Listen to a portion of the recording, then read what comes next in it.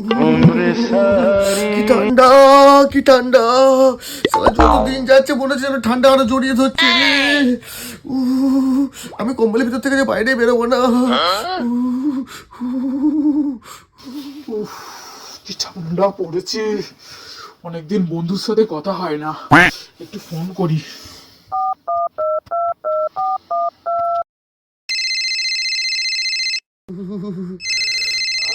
আবার কে ফোন করলো? এই ঠান্ডার সময় এসব ভালো লাগে?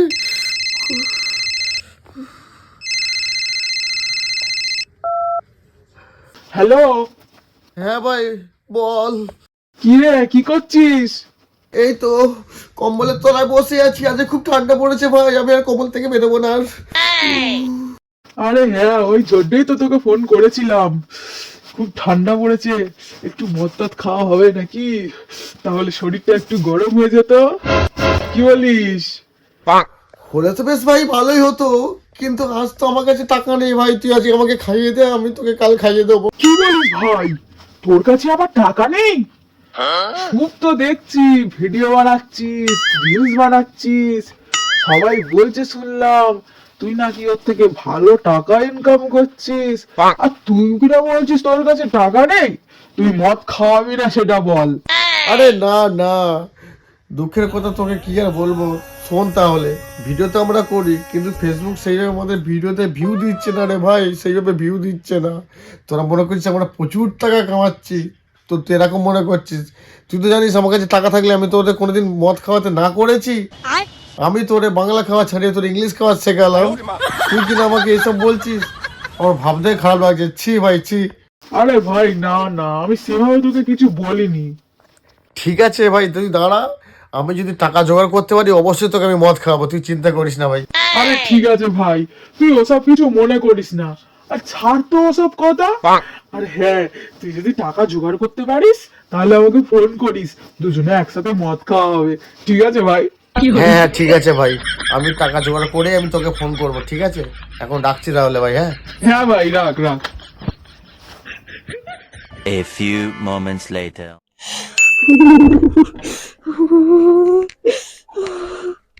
ও বাবু, বাবু, ও বাবু, আমার খুব ঠান্ডা লাগছে বাবু। আমার তো খুব ঠান্ডা লাগছে। বলছি শোনো না, আমার একটা কাজ করে দেবে? কি কাজ?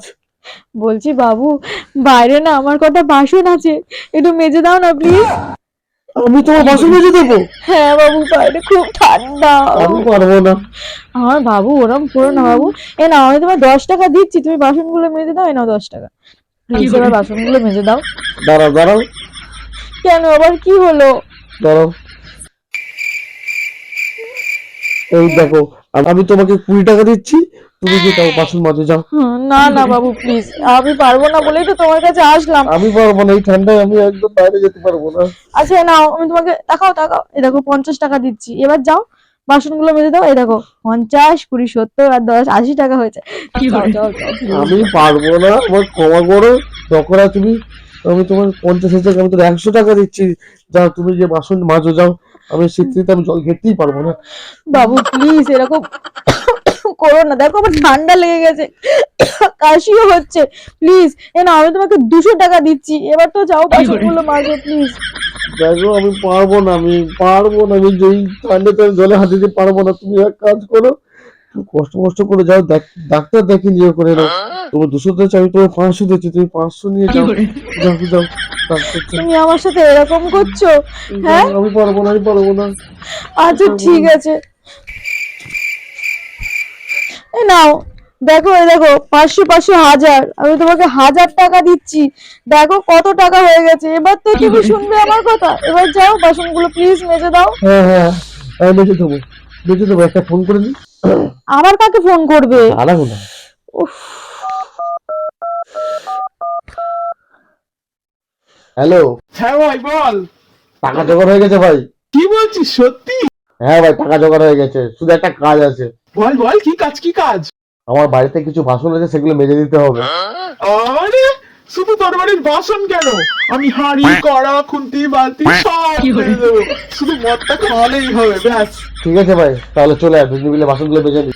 হ্যাঁ হ্যাঁ ঠিক আছে ঠিক আছে, আমি এক্ষুনি আসছি, রাখ রাখ রাখ, এক্ষুনি আসছি।